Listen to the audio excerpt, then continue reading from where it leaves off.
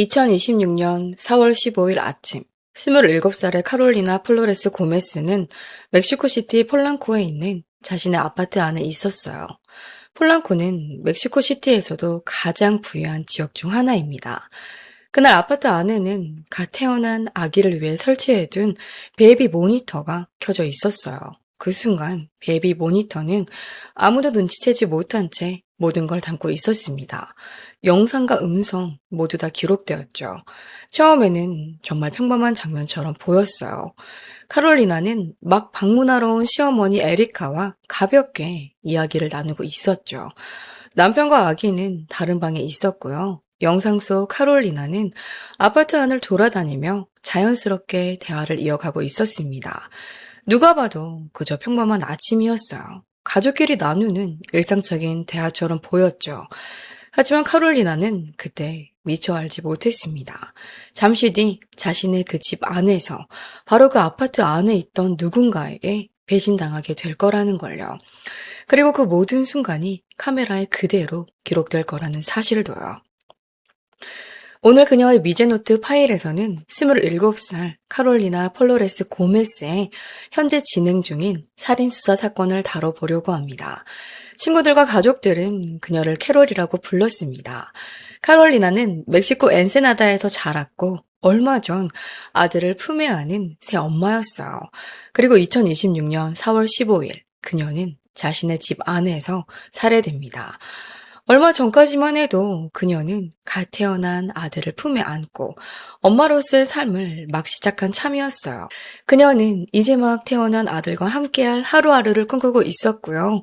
남편과의 가정, 그리고 오래전부터 바라왔던 삶을 조금씩 만들어가고 있었어요. 하지만 그 모든 것은 너무 갑작스럽게, 너무나 허망하게 그녀에게서 빼앗겨 버렸습니다. 이 사건은 멕시코 전역에 큰 분노를 일으킵니다. 소셜미디어에서도 사람들의 분노가 쏟아졌고요. 많은 이들이 정의를 요구하며 수사 진행 상황을 지켜보고 있습니다. 하지만 아직도 이 사건에는 풀리지 않은 의문이 많은데요. 서로 엇갈리는 증언들, 맞지 않는 정보들, 그리고 아직 맞춰지지 않은 퍼즐 조각들. 수사관들은 지금도 그 조각들을 하나씩 맞춰가고 있습니다. 그래서 앞으로 새로운 사실이 더 밝혀질 가능성도 있습니다. 오늘 영상에서는 그 치명적이었던 아침, 도대체 무슨 일이 있었는지, 사건은 어떤 순서로 흘러갔는지, 관련된 사람들은 누구였는지, 그리고 현재 수사는 어디까지 진행됐는지 차근차근 살펴보겠습니다. 다시 한번 말씀드리자면요. 이 사건은 현재 진행 중인 사건입니다. 새로운 정보가 공개되면 지금 알려진 내용과는 달라질 수도 있어요. 추가로 확인되는 내용이 있으면 유튜브 고정 댓글을 통해 다시 알려드리겠습니다. 그럼 이제 카롤리나에게 무슨 일이 있었는지 이야기해 보겠습니다. 카롤리나 플로레스 고메스는 1999년 4월 4일에 태어났습니다. 태어난 곳은 미국 캘리포니아주 샌디에고였어요. 아버지는 호레 플로레스, 어머니는 레아 고메스였습니다. 하지만 카롤리나가 자란 곳은 미국이 아니었어요. 국경 바로 건너편, 바하 캘리포니아에 있는 엔세나다라는 도시였습니다. 카롤리나는 어릴 때부터 눈에 띄는 사람이었다고 해요. 특히 미인대회나 뷰티 쪽에서 어릴 때부터 재능을 보였죠. 2017년 카롤리나가 17살이었을 때 그녀는 미스틴 유니버스 바하 캘리포니아로 선정됐고 자신의 주를 대표해 전국 대회 무대에 올랐습니다. 무대 위의 카롤리나는 그저 예쁘기만 한 사람이 아니었어요. 뭐랄까요? 사람을 편하게 만드는 따뜻함이 있었고요. 눈길을 끄는 분위기도 있었다고 해요. 거기에 자신만의 당당함까지 있었죠. 그래서 많은 사람들의 주목을 받았고 좋은 평가와 상도 받게 됩니다. 하지만 카롤리나는 미인대회에만 몰두하던 사람은 또 아니었어요.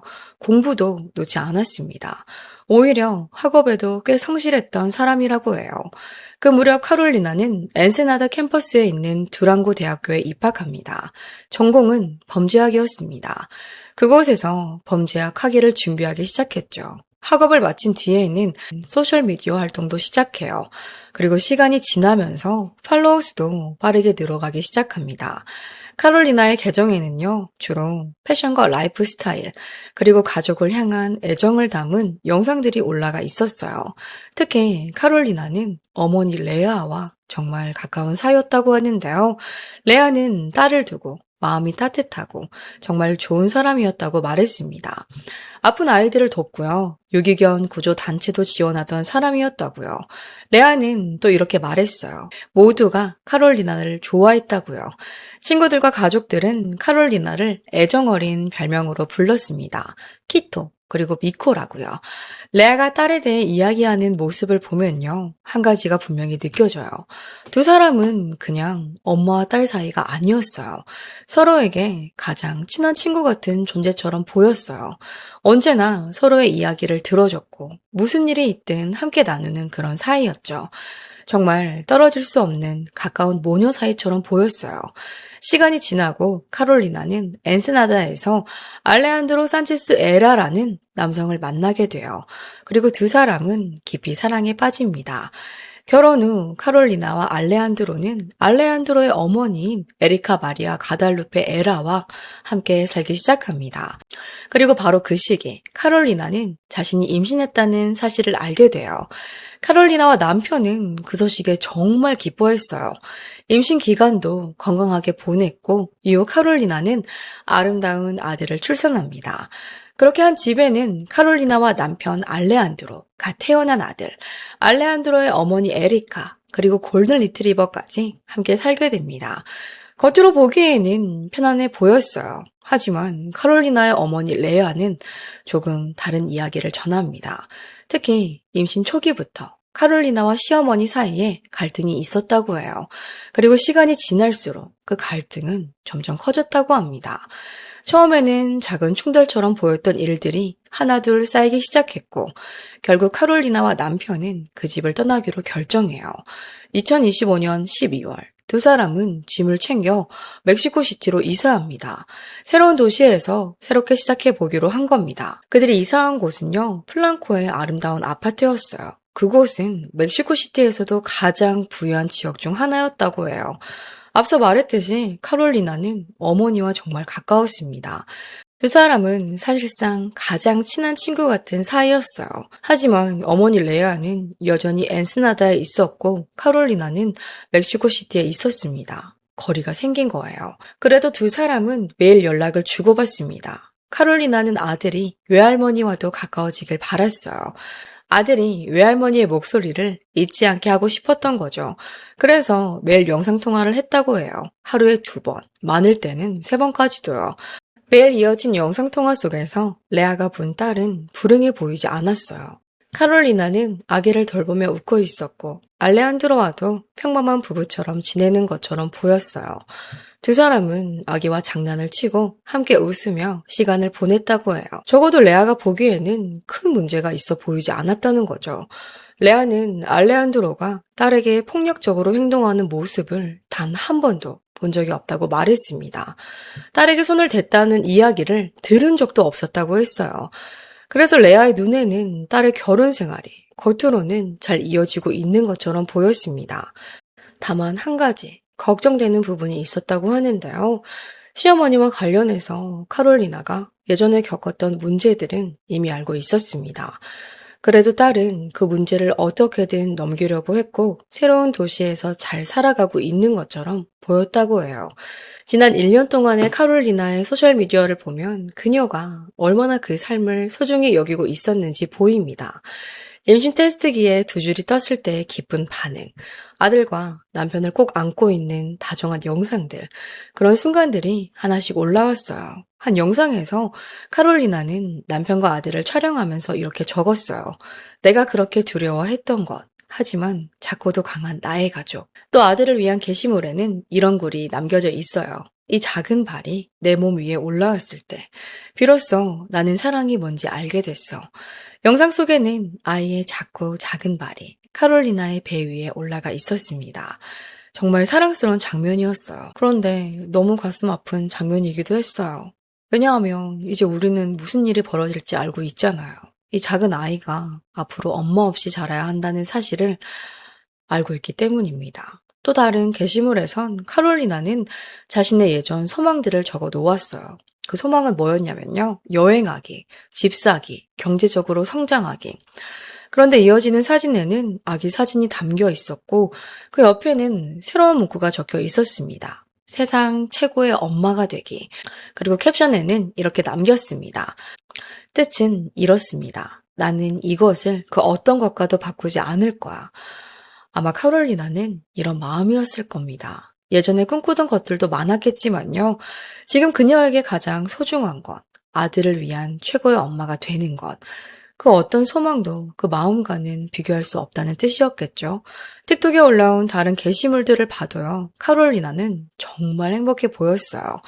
영상 속에는 아들을 안고 웃는 모습도 있었고요. 예전에 함께 살았던 골든 리트리버를 예뻐하는 모습도 있었습니다. 남편과의 사이도 꽤 좋았습니다. 남편은 기념일마다 꽃을 사줬고요. 두 사람은 고급 레스토랑에 가서 저녁을 먹기도 했고, 운동도 같이 하고, 가족과 함께 하루하루를 보내고 있었습니다. 정말 겉으로 보기에는 행복한 삶처럼 보였습니다. 그리고 2026년 4월 11일, 카롤리나는 마지막 틱톡 영상 하나를 올립니다. 영상 속 그녀는 평소처럼 밝게 웃고 있었어요. 장난스러워 보였고, 가벼워 보였고, 편안해 보였습니다. 평소 좋아하던 저스틴 비버 노래를 따라 부르고 있었고요. 사람들이 비버첼라라고 부르던 코첼라 공연 이야기를 하며 농담도 하고 있었어요.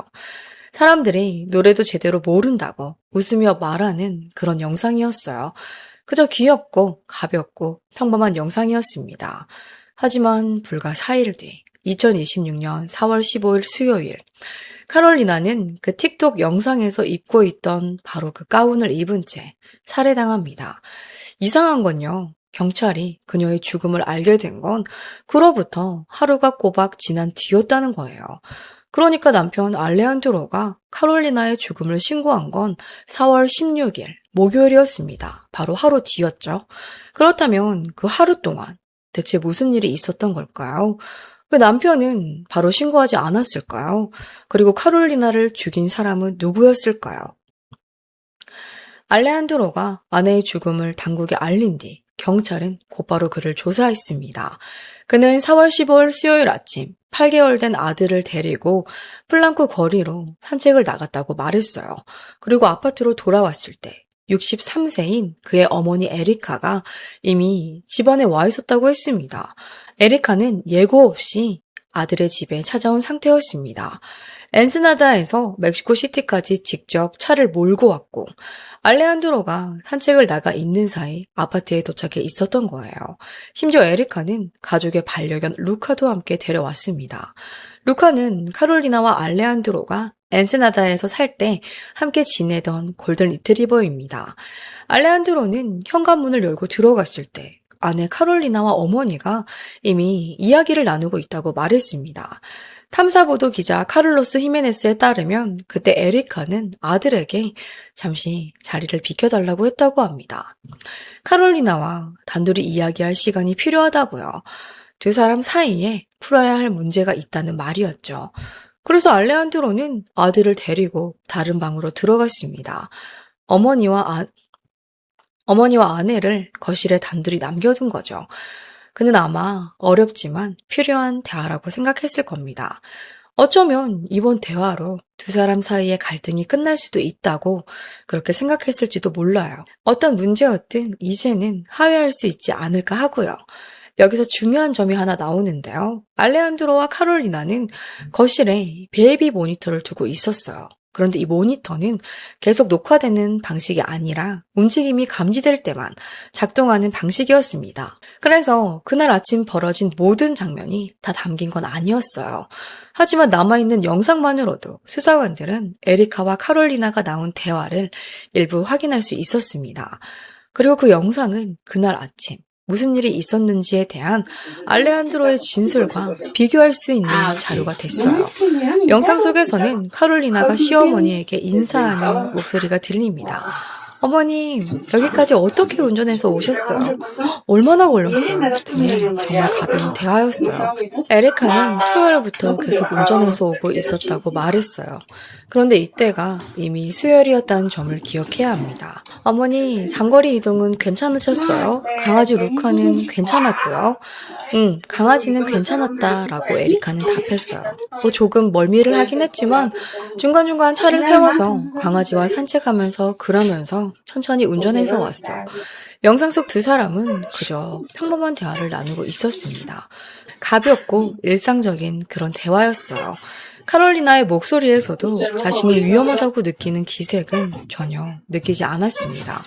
경계하는 느낌도 없었죠. 그저 예의 바르게 시어머니와 대화를 나누고 있을 뿐이었습니다.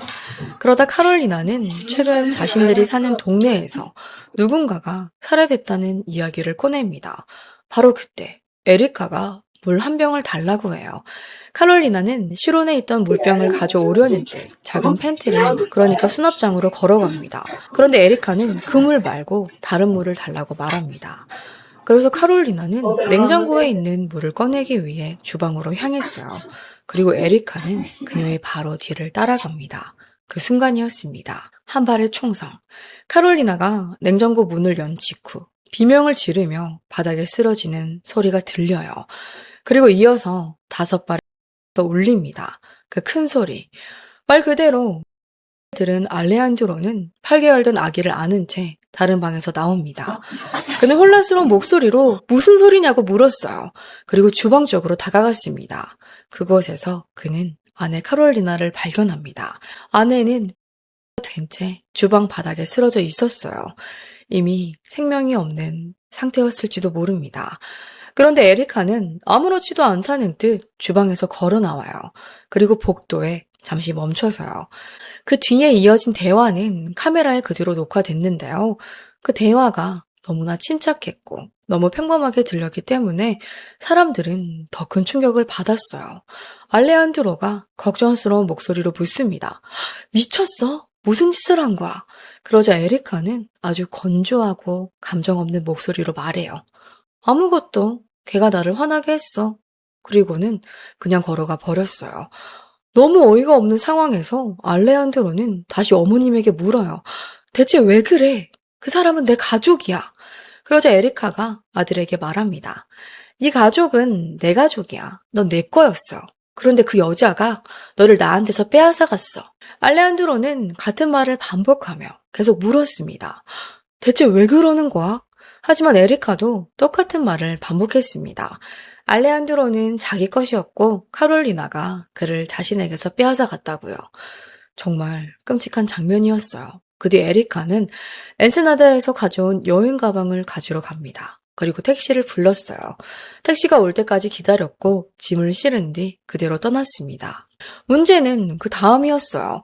이 사건이 더 복잡해지는 것도 바로 그 이후의 몇 시간 때문인데요. 앞서 말했듯이 알레한드로는 곧바로 경찰에 신고하지 않았어요.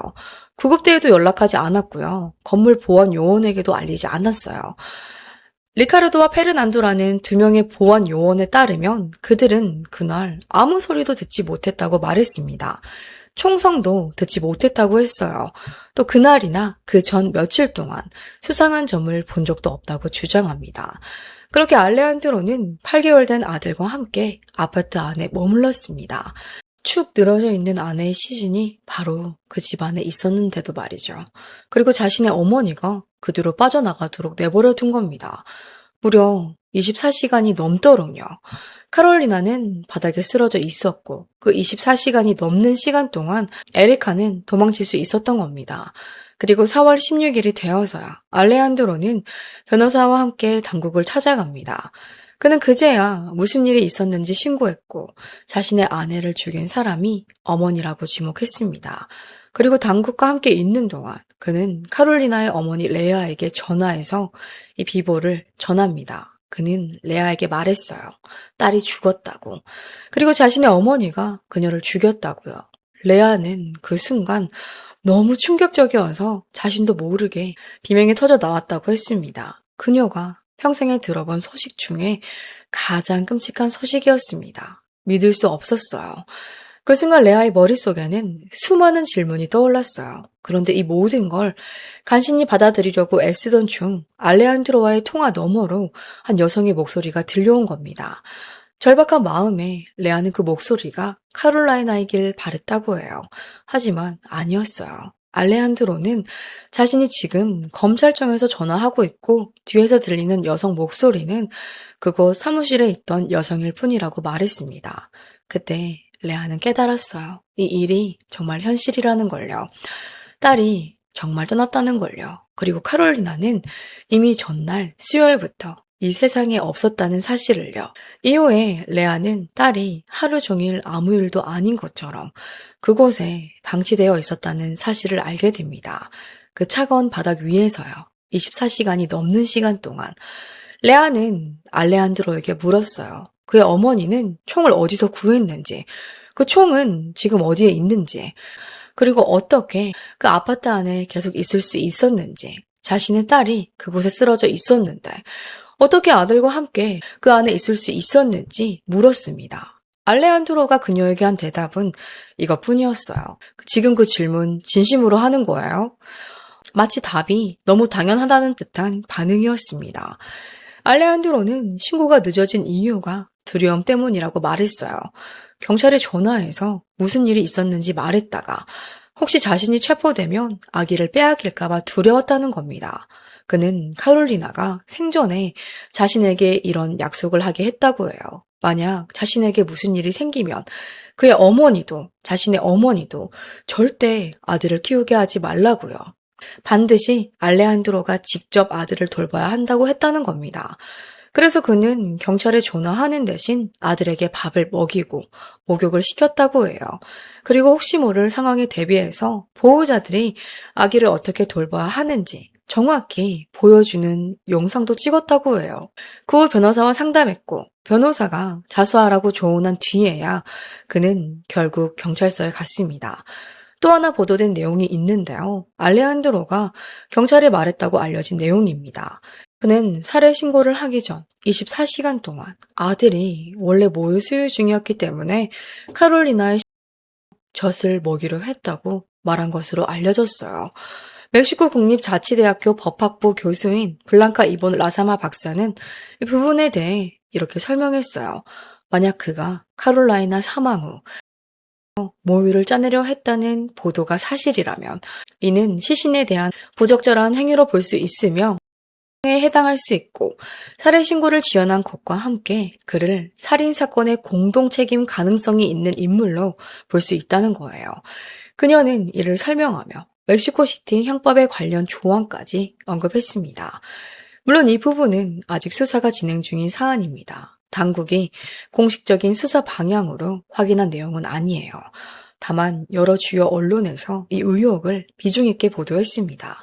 결국 경찰과 구급대가 사건을 알게 된 뒤 그들은 같은 날 현장으로 향했습니다. 그리고 그 아파트에서 카롤리나를 발견합니다. 그녀에게는 이미 생명의 징후가 없었습니다. 이후 법의학 보고서는 카롤리나가 총 6개의 총상을 입었다고 확인했습니다. 머리에, 가슴에 이는 총 6발이 발사됐다는 내용과 일치하는 결과였어요. 수사관들은 계속해서 그날 정확히 무슨 일이 있었는지 그리고 왜 이런 일이 벌어졌는지 파악 중입니다. 그 과정에서 에리카가 원래 엔세나다 출신이며 지역 정치에도 참여한 적이 있다는 사실을 알게 됩니다. 실제로 에리카는 2016년 엔세나다 시의원 후보로 출마한 적도 있었어요. 수사관들은 에리카의 과거도 확인했습니다.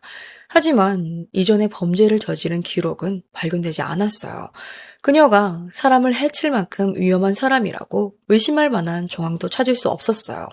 카롤리나의 어머니 레아는 에리카를 처음 만났던 날을 기억하고 있습니다. 카롤리나가 웨딩드레스를 사던 날이었습니다. 레아가 느낀 에리카는 그렇게 따뜻한 사람은 아니었다고 해요. 매우 조용했고 조금은 내성적이었고 사람들과 뭔가 거리를 두는 느낌이었다고 해요. 사실 카롤리나는 그 전에 어머니에게 이런 말을 한 적이 있다고 해요. 시어머니가 자신과는 성격이 조금 다른 것 같다고요. 나는 좀 말이 많고 사람들하고 쉽게 친해지는 것과는 달리 시어머니는 조용한 걸 좋아하고 혼자 있는 걸 더 편하게 여기는 사람이라고요. 레아가 느끼기에는 두 사람이 서로 편하게 지내는 사이는 아니었다고 해요. 그런데 카롤리나와 알레한드로의 아기가 태어나면서 상황은 완전히 틀어지기 시작합니다. 카롤리나는 병원에 방문객이 오는 걸 원하지 않았어요. 그리고 그 방문객 안에는 시어머니 에리카도 포함되어 있었습니다. 카롤리나의 친어머니 레아는 그 결정을 존중했어요. 하지만 에리카는 달랐습니다. 그때부터 메시지가 시작돼요. 에리카는 아들 알레한드로에게 계속해서 메시지를 보냈다고 해요. 카롤리나에 대해 불평했고 그녀를 깎아내렸고 하나하나 흠을 잡기 시작했다는 겁니다. 심지어 모욕적인 말까지 했다고 합니다. 레아의 말에 따르면 카롤리나는 평소 누구에 대해서도 나쁜 말을 하지 않던 사람이었다고 하는데요. 그런데 그런 카롤리나가 그 메시지들을 하나하나 읽고 있었던 겁니다. 레아는 딸에게 말했어요. 그냥 읽지 말라고요. 읽어봤자 상처만 될 뿐이라고요. 하지만 이미 카롤리나는 조금씩 상처받고 있었어요. 카롤리나의 한 친구는 그럼에도 카롤리나가 시어머니를 진심으로 사랑한다고 말한 적이 있다고 했습니다. 하지만 앞서 말했듯이 카롤리나가 임신한 순간부터 모든 것이 달라지기 시작했어요. 기자 카를로스 히메네스에 따르면 에리카는 한 가지 생각에 사로잡혀 있었다고 해요. 카롤리나가 자신의 아들을 빼앗아 갔다고요. 또 카롤리나가 자신을 아들과 손주에게서 떼어놓고 있다고 믿었습니다. 자신이 당연히 누려야 한다고 생각했던 가족을 카롤리나가 무너뜨리고 있다고 생각한 거죠. 수사관들은 바로 그 집착이 결국 에리카를 움직이게 만든 것으로 보고 있어요. 짐을 싸고 차에 올라타고 엔세나다에서 멕시코 시티까지 긴 거리를 운전해 간 이유, 그리고 끝내 카롤리나를 살해하게 된 이유도 바로 그 집착 때문이라고 보고 있는 겁니다. 이제 모두의 질문은 하나였어요. 에리카는 도대체 어디에 있는가? 앞서 말했듯 카롤리나를 살해한 뒤 에리카는 아무렇지도 않게 짐을 챙겨갔습니다. 택시를 탔고 그대로 사라졌죠. 당국은 4월 17일 에리카에 대한 체포영장을 발부합니다. 그리고 4월 27일에는 정식 국제 체포영장이 발부됩니다. 인터폴 역시 그녀에 대한 적색 수배를 활성화했습니다. 당국은 또 에리카가 엔세나다로 돌아갔을 가능성에 대비해서 멕시코 전역에 출입국 경보도 내립니다. 에리카의 수배 전단은 소셜미디어를 통해 빠르게 퍼져갔습니다. 그리고 그녀가 아직 도주 중이던 당시 카롤리나의 어머니 레아는 에리카에게 직접 전하고 싶은 말이 있었습니다. 레아는 언론 앞에 섰어요. 그리고 카메라를 똑바로 바라보며 말했습니다. 저는 두렵지 않습니다. 제가 가장 두려워했던 일은 바로 이런 일을 겪는 것이었습니다. 제가 원하는 건 단 하나입니다. 책임 있는 사람이 자신이 한 일에 대한 대가를 치르는 것입니다. 한 어머니가 어떻게 저에게 이런 고통을 줄 수 있는지 이해할 수 없습니다. 만약 그녀가 이 영상을 보고 있다면 제발 자수하세요. 그 결정을 내리는 게 얼마나 힘든 일인지는 압니다. 당신이 지금 도망자라는 것도 압니다. 하지만 우리는 당신을 끝까지 찾을 겁니다. 엔세나다 전체가 제 딸을 위한 정의를 요구하고 있으니까요. 다행히 살해 14일 뒤인 4월 29일 저녁, 멕시코 당국은 에리카가 베네수엘라에서 발견되어 체포됐다고 확인했습니다. 그녀는 에어비앤비에 숨어 있었어요. 에리카는 수배 경보가 내려지기 전이었기 때문에 상업 항공편을 이용해서 큰 문제 없이 중앙 아메리카를 거쳐 이동한 것으로 보입니다. 구체적으로는 파나마를 거쳐서요, 베네수엘라로 향한 것으로 추정됩니다. 살해 다음 날 이 사건이 언론에 보도되기 시작하면서 또 다른 이야기도 온라인에서 퍼지기 시작하는데요.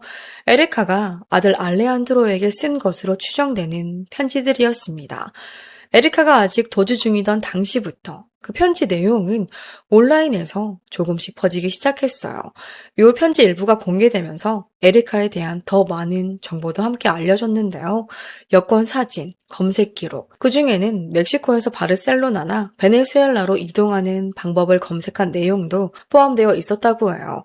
특히 눈에 띄는 건 그 검색들이 살해 며칠 전, 그러니까 4월 초에 이루어졌다는 점이었습니다. 다만 여기서 꼭 짚고 넘어가야 할 부분이 있는데요. 이 내용은 사건명은 주요 언론에서 다뤄지고 있지만요. 아직 공식적으로 확인된 바는 없습니다. 베네수엘라 콘텐츠 크리에이터 라파르쉐라 조인이 에리카가 체포될 때 나온 휴대폰과 태블릿 자료를 자신이 직접 봤다고 주장한 겁니다. 그에 따르면 에리카는 베네수엘라에 숨어 있는 동안 아들 알레한드로와 자신의 형제 자매들에게 편지를 쓰고 있었다고 해요. 또한 이 크리에이터는 에리카의 형제 자매들이 그녀가 도주하는 동안 돈을 보내주고 있었다고도 주장했습니다. 그리고 알레한드로에게 보낸 한 편지에서 에리카는 일이 어떻게 여기까지 오게 됐는지 이해할 수 없다고 썼다고 합니다. 또 알레한드로가 자신을 늘 나쁘게 대했다고 비난했다고 해요. 예를 들면 그들이 엔세나다를 방문했다는 사실을 자신에게 말해주지 않았다거나 알레한드로가 다시는 집으로 돌아올 생각이 없었다는 것 같다는 내용이었어요. 또 에리카는 살해 직전 카롤리나와 나눴다고 주장한 대화도 편지에 적었어요. 그 대화에서 에리카는 이렇게 말해요. 왜 내가 아기를 볼 수 없어? 왜 내가 아기를 볼 수 없어? 라며 물었다고 했습니다. 사진으로도 영상 통화로도 왜 볼 수 없냐고 물었다는 거예요. 카롤리나는 에리카에게 이렇게 말했다고 했습니다. 그건 알레한드로가 자기 아이를 그렇게 키우고 싶어 하기 때문이라고요.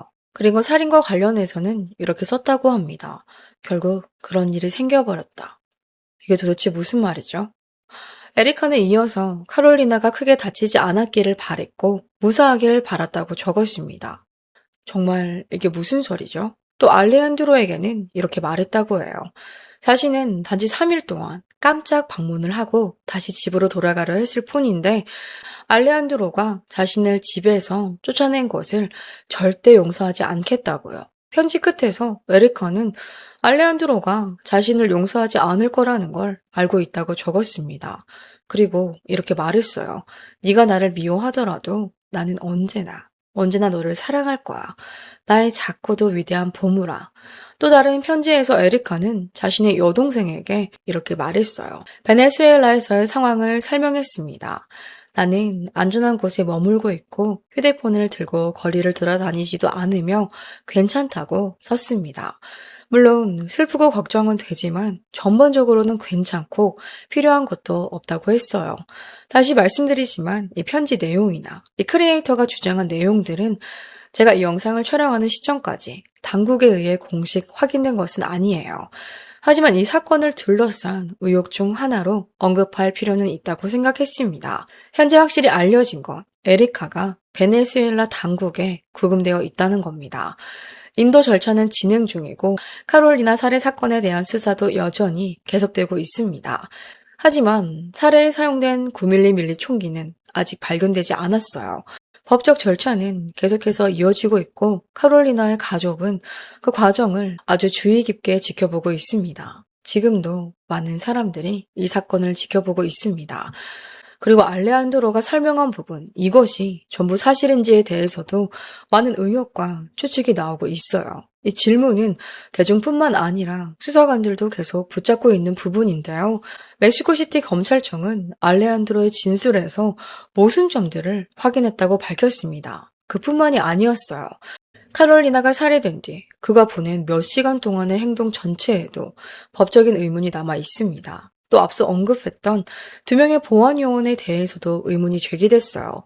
그들은 살해 당일 아무 소리도 듣지 못했다고 주장했죠. 그들이 혹시 은폐에 관여한 부분은 없는지 이 부분도 여전히 의문으로 남아 있습니다. 어떻게 그 큰 총소리를 못 들을 수가 있죠? 멕시코 법에 따르면 범죄를 목격하고도 가해자가 도망가도록 돕는다면 법적 책임을 질 수 있습니다. 심지어 단순히 막지 않은 경우에도 문제가 될 수 있다고 하는데요. 여러 법률 전문가들은 알레한드로의 행동을 두고 이렇게 말했습니다. 그가 어머니가 카롤리나를 쏘는 장면을 보고도 아무에게도 전화하지 않은 채 어머니가 짐을 싸고 떠나도록 내버려 둔 것. 이건 단순히 충격을 받아서 아무것도 못한 상태로만 보기 어렵다는 거예요. 검찰이 실제로 법적으로 문제 삼을 수 있는 부분이라는 거죠. 앞서 언급한 멕시코 국립자치대학교 교수이자 공공안전연구자인 블랑카는 이 부분에 대해 꽤 직접적으로 말했습니다. 그녀는 관련 형법 조항을 인용하며 가해자에게 의도적으로 도움이나 지원을 제공한 사람은 그 범죄에 대해 똑같이 책임이 있는 것으로 본다고 설명했습니다. 또 그녀는 알레한드로가 카롤리나의 죽음을 신고하기까지 하루를 지체한 것이 어쩌면 카롤리나가 살 수 있었던 기회를 빼앗은 일일 수도 있다고 지적했는데요. 여러 발의 총상을 입었더라도 제때 구조 요청이 있었다면 살아날 가능성이 있었을지도 모른다는 겁니다. 카롤리나도 그중 한 명이었을 수도 있습니다. 하지만 그날 아무도 도움을 요청하지 않았어요. 또 영상 자체에 대해서도 많은 이야기가 나오고 있는데요. 특히 알레한드로의 반응이 그랬습니다. 바디랭귀지 전문가 마리 페렌테노는 그 영상을 분석하며 이렇게 말했어요. 그 순간 알레한드로의 반응은 인생에서 가장 끔찍한 장면을 목격한 사람처럼 보이지 않았다고요. 그가 어머니에게 무슨 짓을 했냐고 묻는 말투도 절망이나 불신의 말투가 아니었다고 했습니다. 그녀는 그의 말투가 너무 차분하고 담담하게 들렸다고 말했어요. 눈앞에서 벌어진 일에 완전히 무너진 사람이라기보단 화난 척하는 순서를 밟고 있는 사람처럼 보였다고 말했어요. 또 그의 반응은 어머니의 이런 행동이 그에게 완전히 낯선 일이 아니었을 가능성을 보여준다고 했습니다.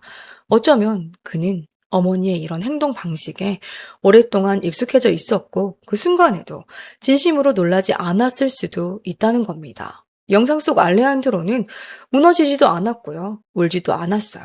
물론 그것 역시 충격에 대한 반응일 수도 있어요. 사람마다 충격을 받아들이는 방식은 다 다르니까요. 하지만 그 영상을 본 많은 사람들에게는 그 순간 그의 침착함이 가장 받아들이기 어려운 부분 중 하나였어요. 현재까지 알레한드로는 어떤 혐의로도 기소되지 않았습니다. 그는 자유로운 상태입니다. 두 사람의 어린 아들에 대한 양육권도 가지고 있어요. 검찰은 다시 한번 그의 진술에 모순점들이 있다고 밝혔습니다. 또 그가 어머니의 해외 도주를 도왔을 가능성에 대한 수사도 계속 열어두고 있어요. 하지만 현재까지 체포는 이루어지지 않았고요. 공식 기소도 제기되지 않았습니다. 이 사건에는 카롤리나의 가족이 사람들이 꼭 알아주길 바라는 또 다른 이야기도 있습니다. 2022년 당시 46세였던 카롤리나의 아버지 호르에는 샌디에고의 한 카지노에서 사망했습니다. 그는 보안 요원들과 충돌한 뒤 제압당했고 그 과정에서 과도한 물리력이 사용되며 목숨을 잃었어요. 수사관들은 이 일이 전날 밤부터 시작됐다고 말했습니다.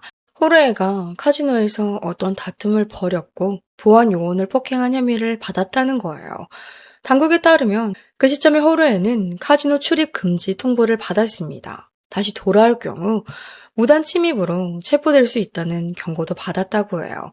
하지만 수사관들에 따르면 호르에는 그 경고를 무시하고 카지노로 다시 돌아간 것으로 알려졌습니다. 보안 요원들은 이전 사건 때문에 그를 알아봤고 나가달라고 요청했습니다. 그리고 바로 그때 물리적 충돌이 벌어집니다. 그 충돌은 결국 그의 죽음으로 이어졌어요. 당시 카롤리나는 미국 시민권자였기 때문에 카지노를 상대로 법적 절차를 진행할 수 있었다고 해요. 그리고 2년 뒤인 2024년 그녀는 합의금을 받았습니다. 카롤리나는 그 돈을 아들의 미래를 위해 쓰고 싶다고 어머니에게 분명히 말했다고 해요. 유튜버 마피아온 TV와의 인터뷰에서 카롤리나의 이모와 삼촌인 신시아와 하비에르는 그녀가 합의로 받은 금액이 200만 달러, 하나 약 28억이 넘었다고 말했습니다. 삼촌 하비에르는 카롤리나가 관련 서류에 서명할 때 시어머니인 에리카도 그 자리에 있었다고 말했습니다. 즉 시어머니인 에리카가 그 돈의 존재를 알고 있었다는 뜻입니다. 카롤리나의 어머니 레아 역시 딸이 아버지의 죽음이요. 상당한 금액을 받았다는 사실은 확인했습니다. 다만 정확한 액수는 확실하지 않다며 구체적으로 밝히지는 않았어요. 하비에르는 자신의 의견으론 이 사건에 돈이 관련되어 있기 때문에 에리카와 알레한드로가 함께 계획한 일이라고 믿는다고 말했어요. 그는 알레한드로가 총에 맞은 아내를 발견했을 때 보인 반응도 사랑하는 사람을 잃은 사람의 반응이 아니었다고 했습니다. 마치 깨진 접시를 본 사람 같았다고요. 다시 말씀드리지만 이 내용 역시 현재까지 당국이 공식 수사 방향으로 확인한 것은 아니에요.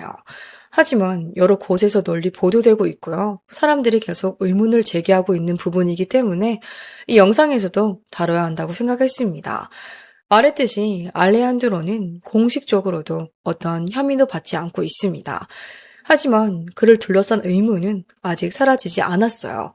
수사가 계속되는 가운데에서도 카롤리나의 고향 엔스나다도 목소리를 내기 시작했습니다. 그녀의 장례식은 4월 20일 월요일 엔스나다에서 열렸습니다. 카롤리나의 죽음은 도시 전체에 큰 충격을 안겼어요. 카롤리나는 미인대회 경력만으로 기억될 사람이 아니었어요. 모델로 지역 관광 프로젝트에도 참여했고, 엔스나다 사람들에게는 꽤 익숙하고 따뜻한 이미지로 남아있던 사람이었습니다. 카롤리나가 자라는 모습을 지켜봤고, 그녀가 자신들의 지역을 대표하는 모습을 봐왔던 사람들, 카롤리나를 기억하던 사람들은 이제 그녀에게 마지막 인사를 하기 위해 모였습니다. 모두가 같은 마음이었어요. 카롤리나를 위한 정의가 필요하다는 것. 그리고 4월 25일, 레아는 가족과 친구들, 이웃들, 그리고 페미니스트 단체들과 함께 엔스나다의 관광 구역을 따라 평화 행진을 이끌었습니다. 사람들은 함께 구호를 외쳤어요. 카롤리나에게는 꿈이 있었습니다. 그녀에게는 가족이 있었습니다. 그녀에게는 아기가 있었어요. 하지만 오늘 그녀는 우리 곁에 없습니다. 우리는 정의를 원합니다. 그리고 이 싸움은 여러분의 싸움이기도 합니다. 카롤리나의 한 친구도 그녀를 이렇게 기억했어요. 너는 언제나 정말 헌신적이고 너그럽고 다정한 사람이었어. 굳이 애쓰지 않아도 사람들 마음속에 흔적을 남기는 그런 사람이었지. 또 다른 친구는 이렇게 말했어요. 우리는 그녀가 또 하나의 통계 숫자로만 남는 걸 원하지 않습니다. 우리는 철저한 수사를 원합니다. 우리는 정의를 원해요. 그리고 2026년 5월 9일 카롤리나의 어머니 레아는 엔스나다 도심 한가운데에서 딸을 기리는 벽화 공개식을 열었습니다. 이 벽화는 후안 파블로 말콤 알바, 예명 노세라는 작가가 그렸습니다. 완성하는 데에만 약 10시간이 걸렸다고 해요. 그날 공개식에는 가족들, 친구들, 그리고 일반 시민들까지 함께 했습니다. 사람들은 카롤리나를 추모하며 벽화 앞에 꽃을 놓고 촛불을 밝혔어요. 공개식에서 레아는 이렇게 말했어요. 우리는 지금 카롤리나의 본질을 들여다볼 수 있는 하나의 창을 열고 있습니다. 이곳에 담긴 모든 붓질은 그녀의 기쁨과 우리 삶에서 남긴 지울 수 없는 흔적을 보여줍니다. 그녀의 눈빛과 이 색들이 우리에게 말해줍니다. 사랑은 사라지지 않는다는 것을요. 사랑은 그저 영원한 무언가로 바뀔 뿐입니다. 레아가 바란 건 하나였어요. 누군가 이 벽화 앞을 지나갈 때마다 카롤리나가 주변 사람들에게 전해주던 그 따뜻함을 느끼는 것. 벽화를 그린 노세 역시 이 작품에 대해 이야기했어요. 그는 이 벽화가 자신이 지금까지 그렸던 작품들 중에서도 감정적으로 가장 힘들었던 작업 중 하나였다고 말했어요. 그리고 엄청난 존중과 섬세함, 그리고 사랑을 담아 그렸다고 했습니다. 카롤리나가 다녔던 대학교도 그녀를 기렸습니다. 한때 이토록 재능 있는 젊은 학생을 맞이하게 되어 기뻐했던 학교는 그녀가 세상을 떠난 뒤에도 그 이름을 잊지 않았습니다. 카롤리나는 정말 많은 사람들에게 큰 상실로 남았어요. 그녀는 겨우 27살이었습니다. 너무 젊었습니다. 이제 막 엄마가 되었고 아들과 남편에게 온 마음을 쏟고 있었어요. 하지만 너무 잔인하고 악의적이고 도저히 이해하기 어려운 사건으로 인해 그녀의 어린 아들은 이제 엄마 없이 자라야 합니다. 그리고 그녀를 사랑했던 사람들은 이제 다시는 그녀를 안아줄 수 없습니다. 함께 웃을 수도 없고 그녀가 행복하게 살아가며 자신의 꿈을 향해 나아가는 모습을 지켜볼 수도 없게 되었습니다. 카롤리나의 가족에게 깊은 위로와 애도를 전합니다. 그리고 진심으로 정의가 이루어지기를 바래요. 그들이 간절히 찾고 있는 답을 언젠가 얻을 수 있기를 바랍니다. 이런 일은 절대 일어나서는 안 됐습니다. 카롤리나는 오늘도 이곳에 있어야 했습니다. 아기를 키우고 사랑하는 사람들과 함께 웃고 자신의 삶을 마음껏 살아가고 있어야 했습니다. 앞서 말씀드린 것처럼 이 사건은 아직 끝나지 않았어요. 앞으로도 새로운 소식들이 나올 가능성이 많아요. 추가로 확인되는 내용이 있다면 고정 댓글이나 추가 영상을 통해 다시 전해드리겠습니다. 오늘 카롤리나에게 무슨 일이 있었는지, 그리고 현재 살인사건 수사가 어디까지 진행됐는지 함께 들어주셔서 감사합니다. 여러분은 이 사건을 어떻게 보셨나요? 댓글로도 여러분의 생각도 남겨주세요. 전 그녀의 이야기를 계속 전하는 것이 중요하다고 생각합니다. 그녀의 이름을 기억하고 가족이 소셜미디어를 통해 전한 이야기들도 계속 공유해야 한다고 생각합니다.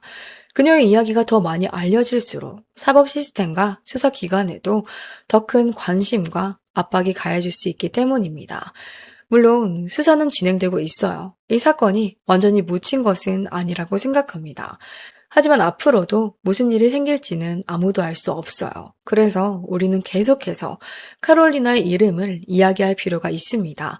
그러니 가능하다면 그녀의 이야기를 계속 공유해 주세요. 다음 영상에서 다시 뵙겠습니다.